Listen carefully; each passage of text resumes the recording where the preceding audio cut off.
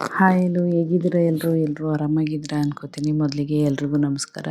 ಇವತ್ತು ಸ್ವಲ್ಪ ವೀಡಿಯೋ ಮಾಡೋದಕ್ಕೆ ತುಂಬಾ ಬೇಜಾರಿದೆ. ಯಾಕೆ ಅಂದರೆ ನಮ್ಮ ರಿಲೇಟಿವ್ಸಲ್ಲಿ, ಅಂದರೆ ರಿಲೇಟಿವ್ಸ್ ಅನ್ನೋದಕ್ಕಿಂತ ನನಗೆ ತುಂಬಾ ಹತ್ರ ಅವ್ರಿಗೆ ಸ್ವಲ್ಪ ಹುಷಾರಿಲ್ಲ ಅಂತಾರೆ. ಆದರೆ ಫೋನ್ ಮಾಡಿದಾಗ ಗೊತ್ತಾಯಿತು. ಬಟ್ ಆ್ಯಕ್ಚುಲಿ ಸುಮ್ಮನೆ ಏನೋ ರೇಗ್ಸೋಣ ಅಂತ ಫೋನ್ ಮಾಡಿದ್ದು. ಆವಾಗ ಈ ಥರ ಫುಲ್ ಸೀರಿಯಸ್ ಆಗಿದ್ದಾರೆ ಅನ್ನೋದು ಗೊತ್ತಾಯಿತು. ತುಂಬಾ ಬೇಜಾರಾಯಿತು. ಯಾಕೆ ಅಂದರೆ ನಾವು ಊರಿಗೆ ಹೋದಾಗೆಲ್ಲ ತುಂಬ ಚೆನ್ನಾಗಿ ನೋಡ್ಕೊಳ್ತಾಯಿದ್ದೆ. ಆಲ್ಮೋಸ್ಟ್ ನಾನು ಹೋದ ತಿಂಗಳು ಊರಿಗೆ ಹೋಗಿದ್ದೆ. ಹೋದಾಗ ಸಾಂಬಾರೆಲ್ಲ ಮಾಡಿ ಮತ್ತು ಕರ್ಜಿಕಾಯಿ ಎಲ್ಲ ಮಾಡಿದರು, ಕೊಟ್ಟು ಎಲ್ಲ ತುಂಬ ಚೆನ್ನಾಗಿ ನೋಡ್ಕೊಂಡಿದ್ರು. ನಾವು ಹೋದರೆ 1 ಅವರ್ 2 ಅವರ್ಸ್ ಅವರು ಅಲ್ಲಿಗೆ ಹೋಗಿ ಬರ್ತಿದ್ದಿದ್ದು. ಯಾಕೆ ಟೈಮ್ ಇರ್ತಿರ್ಲಿಲ್ಲ. ಆ 1 ಅವರ್ 2 ಅವರ್ಸಲ್ಲಿ ಅಷ್ಟು ತುಂಬ ಚೆನ್ನಾಗಿ ನೋಡ್ಕೊತಿದ್ರು. ಇದು ಅಷ್ಟು ಚೆನ್ನಾಗಿ ನೋಡ್ಕೊತಿದ್ದಿದ್ದು. ನನ್ನನ್ನು ಆ್ಯಕ್ಚುಲಿ ಮಗ ಅಂತ ಕರಿತಿದ್ದಿದ್ದು. ಇವತ್ತು ಅವ್ರನ್ನ ವೀಡಿಯೋ ಕಾಲಲ್ಲಿ ನೋಡಿ ತುಂಬ ನೋವಾಗೋಯಿತು. ಅಷ್ಟು ಚೆನ್ನಾಗಿ ನಾವು ಹೋದ್ರೆ ಸಾಕು ಏನೋ ಒಂಥರ ಫುಲ್ಲು ಆ ಕಡೆ ಈ ಕಡೆ ಓಡಾಡೋದು, ಅದು ಇದು ನಾವೇನೋ ಬಂದೋ ಅನ್ನೋ ಥರ ಅಷ್ಟು ಖುಷಿ. ಪಾಪ ಇವತ್ತು ತುಂಬ ನೋವಾಗ್ತಿದೆ. ಇನ್ನು ವೀಡಿಯೋ ಮಾಡಲೇಬೇಕಿತ್ತು, ಅದಕ್ಕೋಸ್ಕರ ವೀಡಿಯೋ ಮಾಡಿ ಹಾಕೋಣ. ಮತ್ತು ನೋಡೋಕೆ ಹೋಗಬೇಕು ನಾನು ಆ್ಯಕ್ಚುಲಿ ಅವ್ರನ್ನ. ಅಲ್ಲಿ ನೋಡೋಕೆ ಹೋಗೋಕ್ಕೆ ಭಯ ನನಗೆ. ಅವ್ರನ್ನ ಯಾವ ರೀತಿ ಅಂದರೆ ವೀಡಿಯೋ ಕಾಲಲ್ಲಿ ನೋಡಿ ಸಿಕ್ಕಾಪಟ್ಟೆ ನೋವಾಗೋಯಿತು. ಇನ್ನು ಡೈರೆಕ್ಟ್ ಹೇಗೆ ನೋಡೋದು ಅನ್ನೋದೇ ತುಂಬ ನೋವಾಗ್ತಿದೆ. ಅದರಲ್ಲೂ ನನಗಂತೂ ಈ ಹಾಸ್ಪಿಟಲ್ಲು ಅದ್ರದ್ದೆಲ್ಲ ನಾನು 3 ವರ್ಷದ ಹಿಂದೆ ನನ್ನ ಕಣ್ಣಲ್ಲಿ ತುಂಬ ಹತ್ರದಿಂದ ನೋಡಿ ಆ ನೋವು ಇನ್ನೂ ನನಗೆ ಅದು ಮಾಸೋದು ಇಲ್ಲ ಕೊನೆವರೆಗೂ. ಆ ಥರದ್ದೆಲ್ಲ ಮತ್ತೆ ನೋಡಬೇಕು ಅಂದ್ರೆ ತುಂಬ ಸಂಕಟ ಆಗುತ್ತೆ. ಅದರಲ್ಲೂ ಇವರಂತೂ ನನಗೆ ಸಿಕ್ಕಾಪಟ್ಟೆ ಹತ್ರ.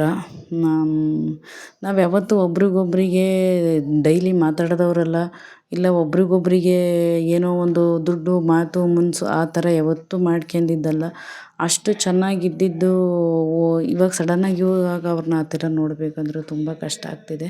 ಬಟ್ ವಿಧಿ ಇಲ್ಲ, ಹೋಗಿ ನೋಡಲೇಬೇಕು ನಾನು. ಆ್ಯಕ್ಚುಲಿ ಇವತ್ತು ಹೋಗೋಣ ಅಂತ ಅಂದ್ಕೊಂಡೆ. ಭಯ ಮತ್ತು ಸ್ವಲ್ಪ ಅದನ್ನು ಇದು ಮಾಡಿ ಹೋಗೋಣ ಅಂಥೇಳಿ ಸುಮ್ಮನೆ ಇದ್ದೀನಿ. ದೇವರು ನಿಜವಾಗ್ಲೂ ಇರೋವರೆಗೂ ಮನುಷ್ಯನ ಅವ್ರು ಯಾವ ಥರ ಇರ್ತಾರೆ, ಏನು ನಮ್ಮ ಹತ್ರ ಹೇಗಿರ್ತಾರೆ ಅದ್ರ ಮೇಲೆ ನಾವು ಮನುಷ್ಯನ ನಿಜವಾಗ್ಲೂ ಪ್ರೀತಿ ಮಾಡಬೇಕು. ಇವಾಗೆಲ್ಲ ಜನ ಯಾವ ರೀತಿ ಅಂದರೆ ವಸ್ತುಗಳ ಥರ ಮನುಷ್ಯನ ಟ್ರೀಟ್ ಮಾಡ್ತಾರೆ, ವಸ್ತುಗಳನ್ನ ಮನುಷ್ಯರ ಥರ ಟ್ರೀಟ್ ಮಾಡ್ತಾರೆ. ಅಂದರೆ ಈಗ ಒಂದು ವಸ್ತು, ಒಂದು ಬಟ್ಟೆಗೆ ಕೊಡೋ ವ್ಯಾಲ್ಯೂನ ಒಬ್ಬ ಮನುಷ್ಯಂಗೆ ಯಾವತ್ತೂ ಕೊಡೋಲ್ಲ. ಇದು ಬರೀ ಒಬ್ಬ ಮನುಷ್ಯನ ಅವ್ನು ಸರಿ ಇಲ್ಲ, ಅದು ಅವ್ರು ಹಾಗೆ ಅವರು ಹೀಗೆ ಇದನ್ನೇ ಯೋಚನೆ ಮಾಡ್ತಾರೆ ಹೊರತು ನಮ್ಮ ಹತ್ರ ಯಾವ ಥರ ಇರ್ತಾರೆ ಅದನ್ನು ಯಾವತ್ತೂ ಯಾರೂ ಯೋಚನೆ ಮಾಡಲ್ಲ. ಬಟ್ ನನ್ನ ದೃಷ್ಟಿಲಿ ಇವರಂತೂ ಸಿಕ್ಕಾಪಟ್ಟೆ ಒಳ್ಳೆ ಇದು. ಅವ್ರಿಗೆ ಇವತ್ತು ಈ ಥರ ಆಗಿದೆ. ನೋಡೋದಕ್ಕೂ ಹೋಗೋದಕ್ಕೂ ಪದೇ ಏನು ಹೇಳೋದು ನನಗೆ ಅರ್ಥನೇ ಆಗ್ತಾಯಿಲ್ಲ. ಹೋಗಬೇಕು ನೋಡೋದಕ್ಕೆ, ಹೋಗ್ತೀನಿ ಸದ್ಯದರಲ್ಲೇ.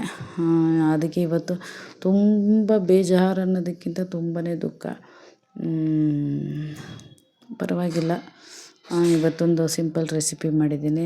ಮಸಾಲೆ ರುಬ್ಬಿ ನಾನು ಉಪ್ಪಿಟ್ಟು ಮಾಡಿರೋದು. ಮಸಾಲೆ ಎಲ್ಲ ಹಾಕಿ ಅದು ಹೇಗೆ ಮಾಡಿದ್ದೀನಿ ಅಂತ ತೋರಿಸ್ತೀನಿ. ನಾನು ಬಂದು 1/4 kg ತೊಗೊಂಡಿದ್ದೀನಿ. ಇದು ಬಂದು ಒಂದು 2 kg ಅವರೆಕಾಯಿ ತೊಗೊಂಡು ಬಂದಿದ್ದು. ಅದರಲ್ಲಿ ಸ್ವಲ್ಪ ಗಟ್ಟಿಗಿರುತ್ತಲ್ಲ ಅದನ್ನು ಎತ್ತಿ ಸ್ವಲ್ಪ ಎಳೆ ಥರ ಇರುತ್ತೆ ನೋಡಿ, ಅದನ್ನು ನಾನು ತೆಗೆದಿಟ್ಕೊಂಡಿರೋದು. ನಾನು ಆ್ಯಕ್ಚುಲಿ ಪಲಾವು ಮತ್ತು ಈ ರೀತಿ ಉಪ್ಪಿಟ್ಟು ಮಾಡ್ಬೇಕಾದ್ರೆ ಅವರೆಕಾಳದ್ದು ಮಾಡಬೇಕು ಅಂದರೆ ಈ ಥರ ಎಳೆ ಥರ ಇರುತ್ತಲ್ಲ ಸ್ವಲ್ಪ ಅದನ್ನು ತೊಗೋತೀನಿ. ಗಟ್ಟಿದೆಲ್ಲ ಎತ್ತಿಟ್ಬಿಡ್ತೀನಿ. ನಾನು ಇದಕ್ಕೆ ಹಾಕಲ್ಲ ಯಾವತ್ತೂ. ಕಾಳು 1/4 kg ಅಷ್ಟು ತೊಗೊಂಡಿದ್ದೀನಿ. ಒಗ್ಗರಣೆಗೆ 4 ಈರುಳ್ಳಿ ತೊಗೊಂಡಿದ್ದೀನಿ, 1 ನಿಂಬೆಹಣ್ಣು, 3 ಟೊಮೊಟೊ ತೊಗೊಂಡಿದ್ದೀನಿ, ಸ್ವಲ್ಪ ಕರಿಬೇವು ತೊಗೊಂಡಿದ್ದೀನಿ. ಮತ್ತು ಇವಾಗ ಆಯಿಲ್ ತೊಗೊಂಡಿದ್ದೀನಿ. ಇದರೊಟ್ಟಿಗೆ ನಾನು ಇವಾಗ ತುಪ್ಪ ಏನು ಹಾಕ್ಕೊಳ್ಳಲ್ಲ. ಯಾಕೆಂದರೆ ಲಾಸ್ಟಿಗೆ ತುಪ್ಪ 1 ಟೇಬಲ್ ಸ್ಪೂನ್ ಹಾಕ್ತೀನಿ, ಅದನ್ನು ಆಮೇಲೆ ತೋರಿಸ್ತೀನಿ. ಬಂದು ನಾನು ರವೆ ತೊಗೊಂಡಿರೋದು. ರವೆ ಬಂದು 2 ಕಪ್ ಅಷ್ಟು ತೊಗೊಂಡಿದ್ದೀನಿ. ನಾನಿವತ್ತು ಕ್ವಾಂಟಿಟಿ ಬಂದು 4 ರಿಂದ 5 ಜನಕ್ಕೆ ಮಾಡ್ತಾ ಇರೋದು. ಅದನ್ನು ತುಪ್ಪದಲ್ಲಿ ನಾನು ಆಲ್ರೆಡಿ ಫ್ರೈ ಮಾಡಿ ಇಟ್ಕೊಂಡಿದ್ದೀನಿ.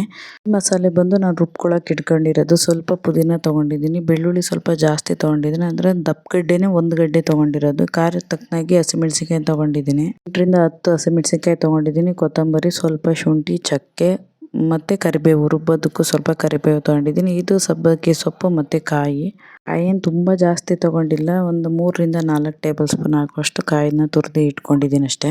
ಈಗ ನಾನು ಪಾತ್ರೆ ಇಟ್ಟು ಒಗ್ಗರಣೆಗೆ ಹಾಕ್ಕೊಂಡಿದ್ದೀನಿ. ಆಯಿಲ್ ಹಾಕಿ ಈರುಳ್ಳಿ ಚೆನ್ನಾಗಿ ಫ್ರೈ ಮಾಡ್ಕೊಳ್ತಿದ್ದೀನಿ. ಇದಕ್ಕೆ ನಾನು ಟೊಮೊಟೊ ಮತ್ತು ಕರಿಬೇವೆಲ್ಲ ಹಾಕಿ ಚೆನ್ನಾಗಿ ಫ್ರೈ ಮಾಡ್ಕೊಂಡಿದ್ದೀನಿ. ಟೊಮೊಟೊ ಆದಷ್ಟು ಚೆನ್ನಾಗಿ ಸ್ಮ್ಯಾಶ್ ಆದರೆ ಚೆನ್ನಾಗಿರುತ್ತೆ. ಆಮೇಲೆ ನಾನು ಸೊಪ್ಪು ಹಾಕೋತಾ ಇರೋದು. ಸೊಪ್ಪೇನು ಬೇಕು ಅಂದರೆ ಹಾಕೋಬೋದು, ಇಲ್ಲ ಸ್ಕಿಪ್ ಮಾಡ್ಬೋದು. ನಾನು ಅವರೆಕಾಳು ಜೊತೆ ಇದ್ದರೆ ಚೆನ್ನಾಗಿರುತ್ತಲ್ಲ ಅನ್ನೋದಕ್ಕೋಸ್ಕರ ಹಾಕ್ಕೊಂಡಿರೋದು. ಅದು ಆಪ್ಷನಲ್ ಅಷ್ಟೇ, ಸಬ್ಬಕ್ಕಿ ಸೊಪ್ಪು ಹಾಕಿರೋದು. ಇವಾಗ ನಾನು ಸೊಪ್ಪು ಹಾಕಿ ಚೆನ್ನಾಗಿ ಫ್ರೈ ಆದಮೇಲೆ ಆಲ್ಮೋಸ್ಟ್ ಕಾಳು ಅಷ್ಟೇ ನಾನು ಬಿಸಿ ನೀರಲ್ಲಿ ಸ್ವಲ್ಪ ಬೇಯಿಸ್ಕೊಂಡಿದ್ದೀನಿ. ಒಂದು 2-3 ನಿಮಿಷ ತುಂಬ ಯಾಕೆಂದರೆ ಬೇಗ ಆಗಬೇಕಿತ್ತು ನನಗೆ, ಅದಕ್ಕೋಸ್ಕರ ಅಷ್ಟೇ. ಇವಾಗ ಇದನ್ನು ಒಂದು 2 ನಿಮಿಷ ಮಸಾಲೆ ಒಟ್ಟಿಗೆ ಬೇಯಿಸ್ಕೊತೀನಿ. ಈ ರೀತಿ ಮಸಾಲೆ ರುಬ್ಬಿ ಮಾಡೋದ್ರಿಂದ ತುಂಬಾ ಚೆನ್ನಾಗಿರುತ್ತೆ ಅಂತ ನನಗೆ ಅನಿಸಿದೆ. ನೋಡಿ ನಿಮಗೂ ಏನಾದರೂ ಇಷ್ಟ ಆದರೆ ಒಂದ್ಸರಿ ಟ್ರೈ ಮಾಡಿ. ಇವಾಗ ನಾನು ಆ್ಯಕ್ಚುಲಿ ರುಬ್ಬಿರೋ ಮಸಾಲೆ ಎಲ್ಲ ಹಾಕಿ ಬೇಯಿಸ್ಕೊತಾ ಇರೋದು. ಸ್ವಲ್ಪ ಆಯ್ಲಿ ಎಲ್ಲ ಬಿಟ್ಟಿದೆ ಆಲ್ರೆಡಿ ನಾನು ಬೇಯಿಸ್ಕೊಂಡಿರೋದಕ್ಕೆ. ಇವಾಗ ಡೈರೆಕ್ಟ್ ರವೆ ಹಾಕೋತೀನಿ. ರವೆ ಬಂದು ಹೇಳಿದ್ನಲ್ಲ ಆವಾಗಲೇ, ನಾನು ತುಪ್ಪದಲ್ಲಿ ರವೆನ ಫ್ರೈ ಮಾಡಿ ಇಟ್ಟಿರೋದು. ತುಪ್ಪ ಅಂದರೆ 1 ಟೇಬಲ್ ಸ್ಪೂನ್ ಹಾಕಿದ್ದೆ ಅಷ್ಟೇ. ಏಕೆಂದರೆ ತುಂಬ ಜಾಸ್ತಿ ಆದರೂ ಚೆನ್ನಾಗಿರಲ್ಲ ಇದು ಉಪ್ಪಿಟ್ಟು ಅನ್ನೋದಕ್ಕೋಸ್ಕರ ರುಬ್ಬಿ ಮಾಡ್ತಾ ಇರೋದ್ರಿಂದ ಅದೇ ಬೇರೆ ಥರ ಇರಲಿ. ಮಾಮೂಲಿ ಉಪ್ಪಿಟ್ಟು ಮಾಡ್ಬೇಕಾದ್ರೆ ನಾವು ತುಪ್ಪ ಹಾಕ್ತೀವಿ, ಬಟ್ ಈ ಥರ ಹಾಕ್ಬೇಕಾದ್ರೂ ತುಪ್ಪ ಹಾಕಿದರೆ ಅಷ್ಟು ಟೇಸ್ಟ್ ಬರಲ್ಲ. ನಾನು ಒಗ್ಗರಣೆಗೆಲ್ಲ ಹಾಕಲಿಲ್ಲ. ಕೊನೆಗೆ ಇವಾಗ ಕಾಯಿ ತುರಿ ಜೊತೆ 1 ಟೇಬಲ್ ಸ್ಪೂನ್ ಅಷ್ಟೇ ಹಾಕ್ಕೊಳ್ತೀನಿ. ಉಪ್ಪಿಟ್ಟು ಮಾಡಬೇಕಾದ್ರೆ ತುಪ್ಪನೂ ಜಾಸ್ತಿ ಹಾಕಿದರೆ ಚೆನ್ನಾಗಿರುತ್ತೆ ಏನಿಲ್ಲ, ಬಟ್ ಇವತ್ತು ನಾನು ರುಬ್ಬಿ ಮಾಡೋದ್ರಿಂದ ಸ್ವಲ್ಪ ಕಡಿಮೆ ಹಾಕಿದ್ದೀನಿ ತುಪ್ಪನ. ದಯವಿಟ್ಟು ಯಾರ್ಯಾರು ನನ್ನ ವೀಡಿಯೋಸ್ ಎಲ್ಲ ನೋಡ್ತಾ ಇದ್ದಾರೆ ಶೇರ್ ಮಾಡಿ, ಸಪೋರ್ಟ್ ಮಾಡಿ. ಆದಷ್ಟು ಇನ್ನೂ ಒಳ್ಳೊಳ್ಳೆ ಕಂಟೆಂಟ್ ಕೊಡೋಕ್ಕೆ ಟ್ರೈ ಮಾಡ್ತೀನಿ. ಏನಾದರೂ ಒಂದು ಈ ರೀತಿ ಒಂದು ಬೇಜಾರು ಆ ಥರ ಎಲ್ಲ ಆದರೆ ಸ್ವಲ್ಪ ವೀಡಿಯೋ ಮಾಡೋದು ಕಷ್ಟ ಆಗುತ್ತೆ. ಆಲ್ಮೋಸ್ಟ್ ನನಗೆ 2-3 ಡೇಸಿಂದ ಹೊರಗಡೆ ಎಲ್ಲ ಹೋಗಿ ಬಂದಿದ್ದೆ ನಾನು. ಅದ್ರ ಜೊತೆಗೆ ಇದು ಬೇರೆ ಈ ರೀತಿ ಕೇಳಿ ನನಗೆ ವೀಡಿಯೋ ಮಾಡೋದಕ್ಕೆ ಮನಸ್ಸಿಲ್ಲ. ಒಂದು 2-3 ದಿನವೇ ಆಯಿತು ನನಗೆ ವೀಡಿಯೋ ಮಾಡೋದಕ್ಕೆ ಮನಸ್ಸಿಲ್ಲ. ಹಾಕಲೇಬೇಕಲ್ಲ ಅನ್ನೋದಕ್ಕೋಸ್ಕರ ವೀಡಿಯೋ ಮಾಡಿ ಹಾಕ್ತಾ ಇರೋದು. ಫೈನಲಿ ಇವಾಗ ಆಗಿದೆ ಇದು.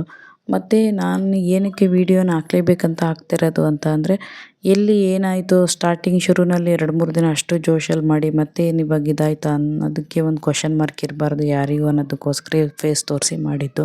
ಅದಕ್ಕಷ್ಟೇ ಫೇಸ್ ತೋರಿಸಿ ಮಾಡಿದ್ದು. ದಯವಿಟ್ಟು ಶೇರ್ ಮಾಡಿ, ಸಪೋರ್ಟ್ ಮಾಡಿ. Thank you for watching.